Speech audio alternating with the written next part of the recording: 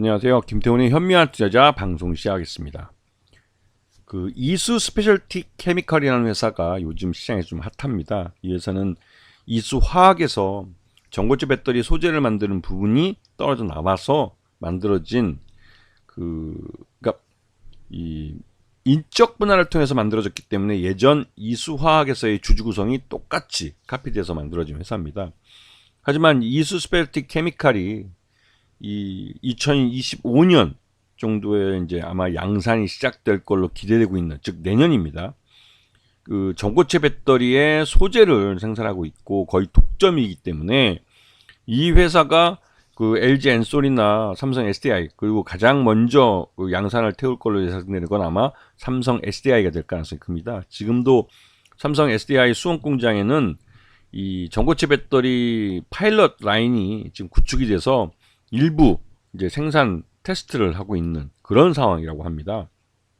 그래서 삼성 SDI는 가장 먼저 전고체 배터리를 양산할 가능성이 큰데 거기에 이수 스페셜티 케미컬이 소재를 납품하게 되는 거죠. 그래서 내년에 양산을 타기 시작하면 꽤 상당한 실적이 나올 가능성이 큰 그런 아이템을 갖고 있는 회사입니다.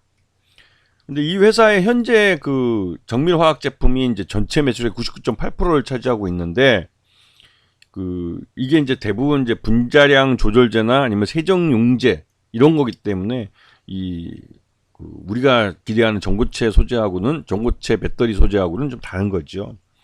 그런데 이 회사가 지금 작년에 처음으로 이게 떨어져 나왔기 때문에 이게 이제 2023년 5월 1일부터 9월 30일까지 이때를 이제 일기를 보고 이제 3분기 때 이제 실적을 공개한 건데 전반적으로 매출은 뭐 그렇게 그래도 나름대로 좀 있는 편이고 아직은 규모의 경제를 달성하지 못했기 때문에 이 안정적으로 수익을 내고 있지는 못한 모습입니다. 그래도 이 회사가 이제 처음 이제 인적 분할을 통해서 만들어졌지만 처음부터 이제 LG 이수 화학에서 갖고 있던 사업부를 갖고 나왔기 때문에 그래서 기존 거래처하고 그런 것도 고스란히 갖고 나왔죠. 그래서 그런 부분 때문에도 실적은 좀 나오는 편이긴 합니다. 네, 그리고 분기 순이익도 지금 일부 달성을 14억 정도 발생을 하고 있는 상황이고요.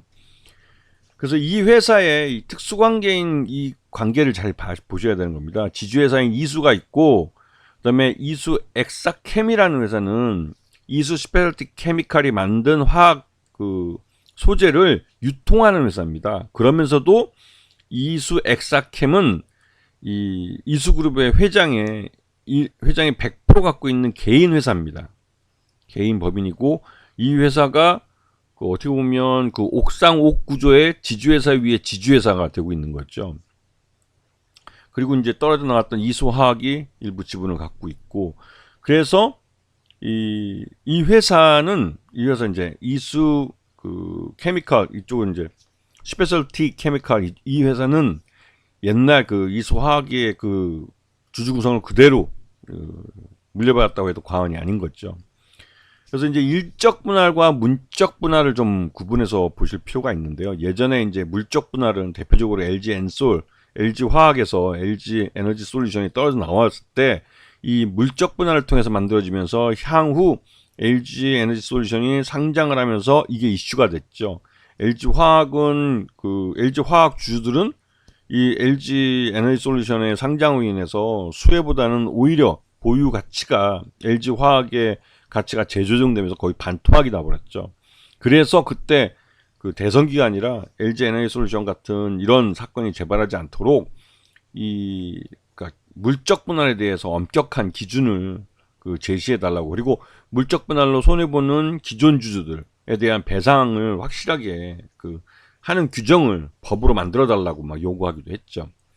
그에 비해서 인적 분할은 이 분할되는 회사의 이전 처음에 주주성 그대로를 신규로 분할돼서 만들어지는 법인도 똑같이 주주권을 카피하는 겁니다. 그래서 인적 분할을 한 이 법인은 별달로 그러니까 주주들이 별달리 이제 불만이 없죠.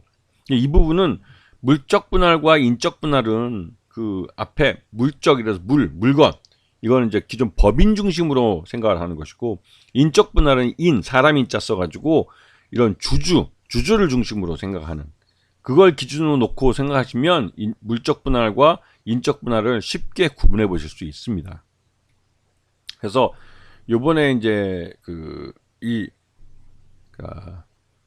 아까 앞에서 말씀드렸던 이수 엑사켐이라는 이 회장이 최대주주로 갖고 있는 그 이 회사에서 그 화학 유통하는 법인을 떼어내서 그 화학 유통하는 법인을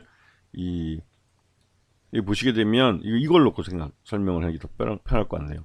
김상범 회장이 100% 지분을 갖고 있는 이수 엑사켐이라는 이 회사가 지주회사 위에 지주회사 형태를 하고 있고, 즉 이수라는 지주회사를 지배하는 그런 회사이고, 이 엑사켐은 실제 사업을 하고 있는데 그 사업은 이 이수 스페셜티 케미칼이나 이수화학에서 만들어진 그러니까 정밀화학 이 소재를 유통하는 사업을 합니다.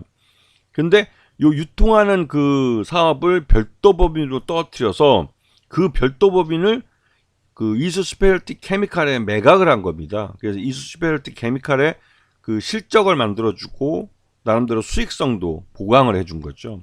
그렇게 되면 이수 스페셜티 케미칼은 조기에 그 순이익을 낼 수 있는 회사가 되고, 또 이수 스페셜티는 그에 대한 보상으로 이수 엑사켐에다가 이수 스페셜티 케미칼의 신주를 배정을 해주는 거죠. 그렇게 되면 그 김상범 회장이 100% 갖고 있는 이수 엑사켐은 이수 스페셜티 케미칼에 대한 지분을 추가적으로 더 확보하게 되는 겁니다. 그렇게 되면서 자연스럽게 김상범 회장이 그룹 전체, 이수그룹 전체를 지배하는 그 지배력을 강화하는 쪽으로 요번 딜이 발생하게 된 거죠.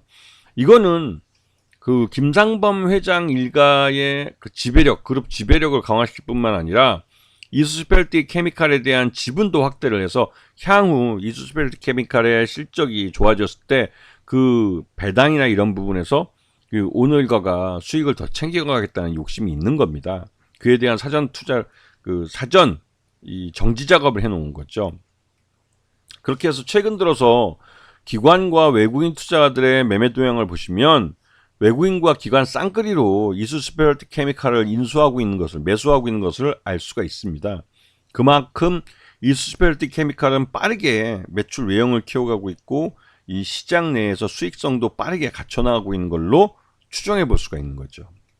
그래서 이수 스페셜티 케미칼은 처음 이제 분할돼서 상장을 했을 때 주가가 계속 올랐다가 45만 원까지 갔다가 이후 이게 이제 뭐 한 15만 원 정도까지도 이제 더 13만 원, 12만 원까지 떨어졌죠. 그리고 이후 올해 들어와서 다시 한번 랠리를 벌이고 있는데요. 이거는 이제 앞에서 말씀드렸던 그 이수 스페셜티 케미칼에 대한 지분 정리뿐만 아니라 그 김 회장을 정점으로 하는 이수그룹의 지배구조가 정리가 이제 됐다는 의미이기도 합니다. 그렇게 되면 이런 지분 변동이 일어난 이후에는 그 최대주주의 주분 가치에 대한 가치를 끌어올려주기 위해서 주가가 상승으로 나타날 수 있는 각종 호재성 재료들을 내놓는 경우가 많습니다. 그리고 이수 스페셜티 케미칼은 기본적으로 전고체 배터리 양산에 대한 기대감이 있기 때문에 일본은 이미 그 전고체 배터리를 일부 양산하는 기업도 있기 때문에 우리나라는 그보다는 좀 한 발 늦어진 상황이기도 하죠. 하지만 이 전고체 배터리가 아직까지는 양산 수율이 그렇게 좋지 않은 상태이기 때문에 아직까지는 시장에서 그렇게 크게 퍼지진 않고 있습니다. 하지만 이 전고체 배터리가 안정적으로 생산 수율이 나오고 하면 전고체 배터리로 대부분의 시장이, 그러니까 자동차 배터리 시장이 바뀔 가능성이 큰 거죠. 그런 면에서 이수 스페셜티 케미칼은 이런 전고체 배터리의 소재를 납품한다는 측면에서 미래 시장이 굉장히 커질 수 있는 기대감이 큰 회사입니다. 그렇기 때문에 이에 대한 그 기대감은 항상 주가에 반영될 가능성이 큰 거죠. 그리고 아직까지는 이 회사의 주가가 그렇게 그 기대감을 반영했다고 보기는 어렵죠. 기대감은 그 회사가 벌어들이는 수익 그 이상의, 아직까지 그런 수익을 못 벌어들였기 때문에 주가는 그런 기대감을 우선 갖고 그냥 그 기대감 때문에 주가가 오르는 겁니다. 근데 진짜 좋은 회사는 그 기대감을 실적으로 매 분기마다 확인시켜 주는 거죠. 그렇게 하면 주가는 계속해서 우상향해서 가는 경우가 많습니다. 근데 그런 면에서 이수 스페셜티 케미칼은 그럴 가능성이 높은 종목이라는 거죠. 이런 부분을 좀 보시면서 그 회사의 상장사의 주변 시장 회사가 속해 있는 그 시장이 어떻게 성장하고 있고 그 성장하는 시장 속에서 이 회사가 어느 만큼의 기술적인 또 자기 시장을 갖고 있는 지배력을 갖고 있는지 그런 부분들을 유심히 잘 보시면 그 좋은 종목을 그러니까 우상향을 오랫동안 할 수 있는 좋은 종목을 이른 시기에 주가가 쌀 때 살 수 있는 것이죠. 아시겠죠? 자, 오늘의 방송 여기서 마치겠습니다. 감사합니다.